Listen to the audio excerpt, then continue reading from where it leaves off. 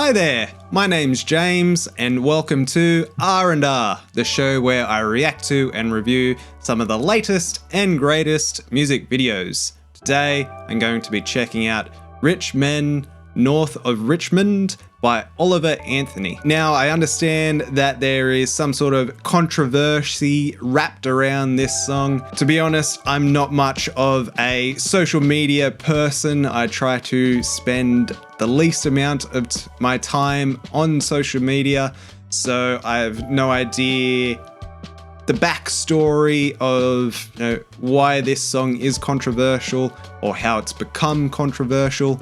So at the end of the day, what I'm most interested in is to see, is this a good song and why it's a good song? Is it a bad song and why it's a bad song? So with that out of the way, let's check it out. I've been selling my soul, working all day, overtime hours for bullshit pay, so I can sit out here and waste my life away, drag back home and drown my troubles away. It's a damn shame what the world's gotten to for people like me, people like you. Wish I could just wake up and it not be true, but it is. Oh, it is living in the new world with an whole soul.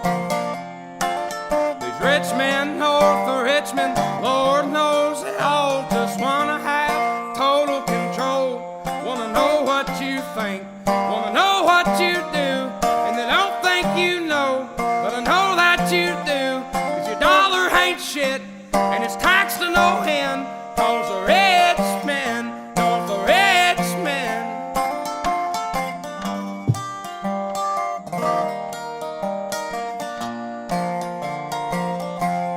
I wish. Alright, so far, just a man singing some country folk style music. Obviously, he's singing with a lot of heart, a lot of passion, a lot of emotion. And as for the songwriting, the lyrical writing, the fact that he starts off singing, here's my story, and then the way that it progresses, it does so fairly well to then, or take his story, and then now I'm going to show you the sort of the message of the song, and rather than it just being all about him, his life, his story, it then takes on that new perspective of look at us rather than look at me, which, as for just from an absolute songwriting perspective, is really, really impressive, the way that he was able to develop the lyrics in that way, where it seemed quite natural to me. It didn't seem forced. And obviously, musically, it's quite simple, and that's really what you want with this sort of song. You don't want, at least for me personally, when it comes to modern country or modern folk or modern blues, something which is really overproduced just doesn't connect with me. Where something like this, it's a single guitar, a single vocal. Obviously, you can hear that when it's gone to be mixed, that things have been enhanced in particular ways to bring it to sort of a modern standard, which is definitely not a bad thing. I guess the only thing for me so far is when he is speaking about the rich men of Richmond. I don't know if that's a specific reference that I'm missing, so that's probably the only part that for me doesn't connect. However, I guess the overall message, I understand what he's getting at. So the idea of toiling all day, putting in all this manual labor so that you can make pennies to the pound, and then looking up at the rich part of town, I guess, and seeing how little work, or at least how much little work you perceive them as doing. So I understand what he's getting at here. Look out for minors, and not just minors on an island somewhere. Lord, we got folks in the street, ain't got nothing to eat, and the obese milking welfare. Well, God, if you're 5'3" and you're 300 pounds, taxes ought not to pay for your bags of fudge rounds. Young men are putting themselves 6 feet in the ground, 'cause all this damn country does is keep on kicking them down. Lord, it's a damn shame what the world's gotten to for people like me, people like you. Wish I could just wake up and it not be true, but it is. Oh, it is, living in the new world with an whole soul. These rich men north of Richmond, Lord knows they all just wanna have total control. Wanna know what you think, wanna know what you do, and they don't think you know, but I know that you do. 'Cause your dollar ain't shit, and it's taxed to no end, 'cause the rich men north of Richmond. Now, as an Australian, I'm definitely, absolutely not going to go into the politics of America here. That's probably a discussion for another time. But I guess, again, from my perspective, the storytelling, obviously, it's all from Oliver's perspective, or at least, his community of people. And I think at the end of the day, when there are these communities that do feel, downtrodden and beaten, sometimes, the voices don't get heard. And sometimes you just need one voice that can say it poetically in such a way that could be understood, both the content and also the emotion behind it. So as for the song, so far, again, the storytelling, the emotion, the performance has been super strong. And even he says, my country or our country. So, he really isn't trying to make this a global sort of message or anthem. He is being very specific to his community, the people that he sees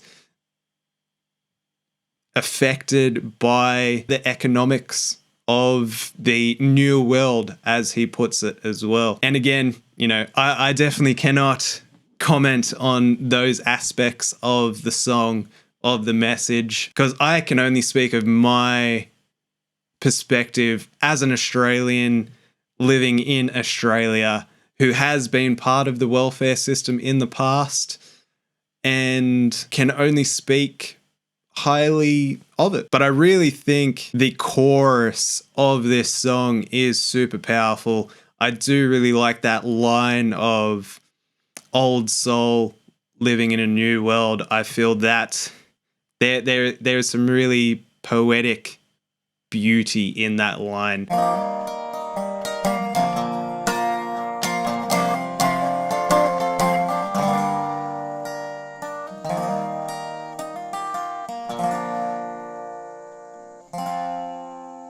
I've been selling my soul, working all day, overtime hours for bullshit pay.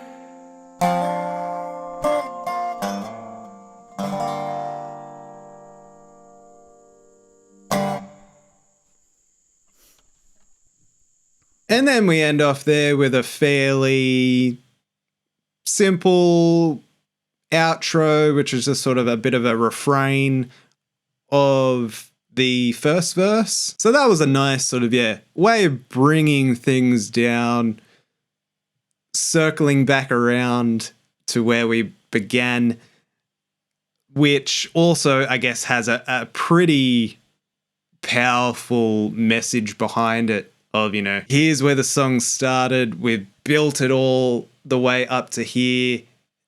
And now we're going to come back around and I guess start our week off again, start the working week, a working day off back here. And, you know, maybe by the end of the day, we're going to end up back there at that heightened intensity, or maybe something will change. I will say overall, you know, it really is just,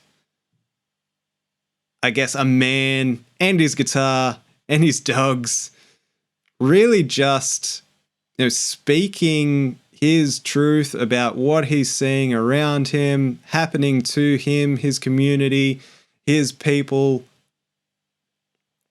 And I don't think that's a bad thing. I can see how, you know, certain political groups might latch on to that message and use it as fuel for hate and all that sort of thing, but I don't feel that's the intent here. If that was the intent, there would be call outs to specific people, as well as, you know, probably specific imagery being shown in the film clip, but it really isn't. It's really just, you know, sort of here's some broad strokes, here's some specific, you know, content, which again, you know, I have no information of when it comes to that side of things of the American economic and political system. So yeah, I think overall it's quite, it really is, you know, sort of what that folk style and country style storytelling really is about. So really for me, the only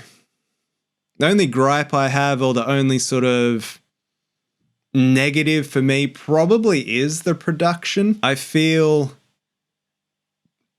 the amount of artificial reverb put on the vocal is a little bit distracting, particularly, you know, you get the scenery that Oliver's playing in nature, and then you're getting that contrast of the artificial reverb sound on the vocals, which throws me off a little bit. But other than that, you know, his voice sounds great. His playing, he's got, you know, it's quite simple, but there is some nuance to it with the sort of melody or counter melody that he's also playing within the chords, which was really nice, a really delicate touch that he added in there. So I guess in conclusion with this one, I can absolutely see where, you know, some people are going to assume that, you know, this is a message from a certain group of the political sphere. And I can also see how some people would think that it was from the other side, or a different part of a different political sphere. So there's really a lot of interpretation in this song as well, because of, I think, the poeticness, which is kind of the funny thing with art in general is, you know, one person can hear a song and go, you know, obviously it's the message is this, whereas another person can listen to it and go, no, the message, that's not it at all.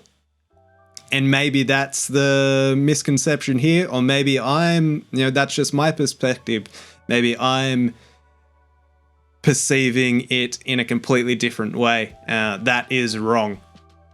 I guess the only person that can really give us that information would be Oliver Anthony himself. So I would say listen to the song, make up your own mind, but then also listen to the artist and see what they're saying. See directly from the source why this song was made, why it was written, and why it was released. Because there's different meanings there. There's, you know, one, writing and recording a song, and then there's a whole nother meaning to then release the song, particularly in this way, you know.